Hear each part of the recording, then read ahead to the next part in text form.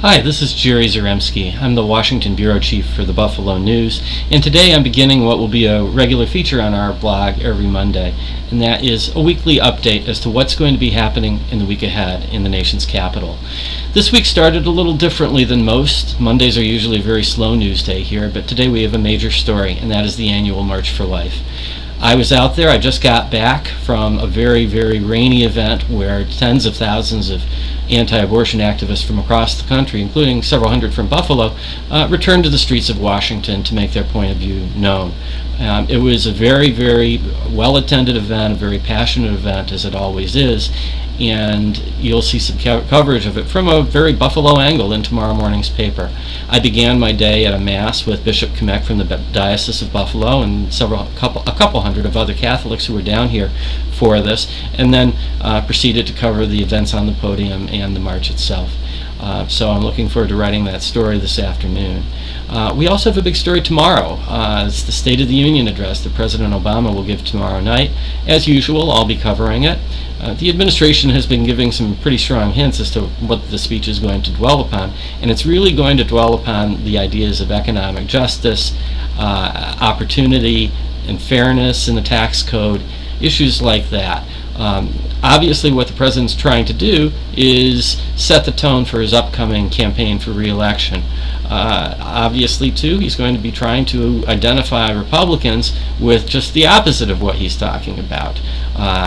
So he's probably going to be somewhat critical of tax cuts for the wealthy and any kind of policy that seems to not benefit the middle class in his view. And so we'll have a little bit of a political tinge to the speech, quite likely, but also we'll have some policy proposals.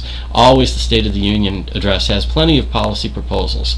Now, the prospects for any policy proposals getting their way through Congress this year may not be very good. Very little tends to get done down here during election years. But nevertheless, there will probably be some executive actions that he can do, that the president can do on his own without congressional approval, and a lot of this obviously will be very newsworthy. Like with everything else in Washington, I'll be covering this with an eye toward the Buffalo angle, so I hope you can read that in the paper on Wednesday morning.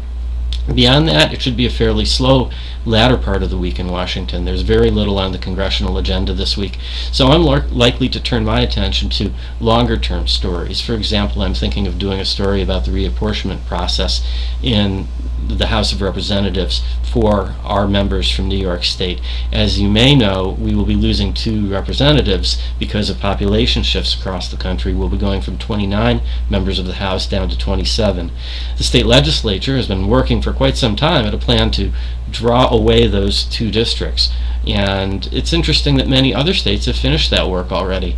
And I'm thinking it would probably be worth it to examine the ramifications of the state legislature waiting so long. Does it have an impact on other candidates who may want to run in this race, but who can't because they don't have the opportunity to get going because they don't even know what district they would run in? That's just a possibility. I'll be checking it out with potential congressional candidates this week. And of course, this being Washington, news is just going to happen, so I'll be here to cover it, and I hope you'll keep reading the Buffalo News. Thank you very much.